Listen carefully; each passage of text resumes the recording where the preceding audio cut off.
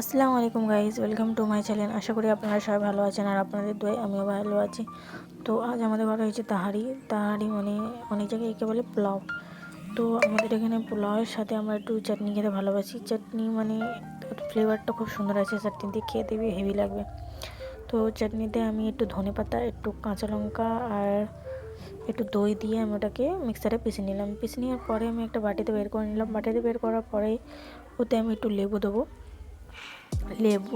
আমলি, আগে আমলি দেবো। তো দেখো আমলিটা দিচ্ছি আমি কত, মানে একটুখানি আমলি নিয়েছিলাম আগে, তাহলে দিদি বললো কি আর একটু আমলি আছে, এটা পুরোটাই দিয়ে দে, কেন কি একটু বেশি টক টক মতো হবে, খেতে ভালো লাগে।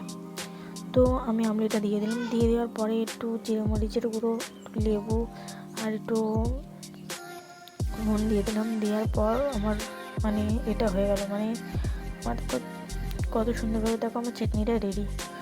তো এবার তাহারিতে স্যালাদও লাগবে, মানে স্যালাদ যেন খেতে কত ভালো লাগে। মানে এইসব জিনিসে বিরিয়ানি বলো, পোলাও বলো, তারপরে আবার খিচড়া বলো, এইসবেতে স্যালাদটা মাস্ট। মানে এমনি খাবারে তো স্যালাদ লাগে। তো দেখো আমি স্যালাদটাও করে নেওয়ার পরে দেখো আমার দিদি বের করলো আর আমি খেতে বসে গেলাম। কিন্তু সত্যি খুব ভালো হয়েছিলো, আমার দিদি তাহারি হেভি বানায়। তো আমি খাই, আপনারা ভিডিওটা দেখুন, দেখে লাইক কমেন্ট সাবস্ক্রাইব করে দিন। তো এই ভিডিওটা আমি এখানে এন্ড করছি। আল্লাহ হাফিজ।